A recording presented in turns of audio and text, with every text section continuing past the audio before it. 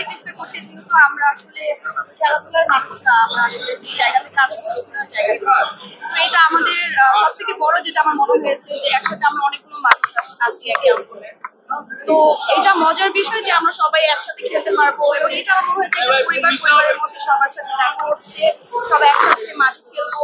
এটা আসলে আমার কাছে মনে হচ্ছে একটা উৎসব, আয়োজন মনে হচ্ছে, তো উঁচু উঁচু ফিল হচ্ছে, ভালো লাগছে, এক্সাইটেড মনে হচ্ছে। ক্রিকেট তো আমার ক্রিকেট আমার বাবা পছন্দ করে, মানে ব্যাটে বল লাগে, এটাই হবে, আউট না হলে হ্যাঁ ব্যাট।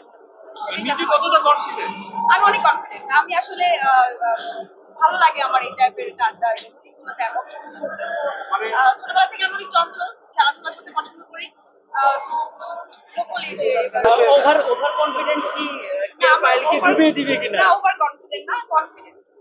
এই যে আমি কোন খেলায় বেশি পারদর্শী সেটা হচ্ছে আমি খুব দৌড়াতে পছন্দ করি। আমি ছোটবেলা থেকে যখনই কোনো আহ, দৌড়ানোর প্রতিযোগিতা হতো সেখানে আমি ফার্স্ট হতাম মোস্ট অফ দ্য টাইম। তো এই তো দৌড়াদৌড়িতে ভালো আমি। আর ভালো লাগছে, ওই যে যেটি বললাম উৎসবের মতো লাগছে। সব একসাথে অনেকগুলো পরিচিত মুখ আমরা একসাথে খেলবো, এটা আমার একটা পরিবার, এটা খুবই like। আচ্ছা, রিলিজ করে দেন আপনি। বেসিক্যালি এত ক্যালকুলেশন এখনো করা হয়নি, বাট আমাদের টিমটা নিয়ে আমি আশাবাদী ভালো করবে। চেষ্টা করছি, সবাই সবাই প্র্যাকটিস করছে। ইটস ওকে, মানে এখানে হার জিতের থেকে বড় কথা হচ্ছে যে একসাথে খেলতে পারছি, এটাই আনন্দের আমার কাছে। এটা মনে হয়। এটা চলে গেছে, সেটা নিয়ে কোনো কিছু বলার নেই। হতেই পারে, প্রতিটি মানুষ শিখবে। তো এবার আমাদের যারা আয়োজক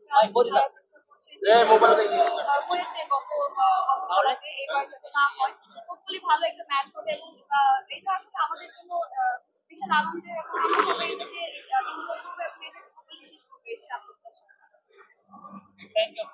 থ্যাংক ইউ।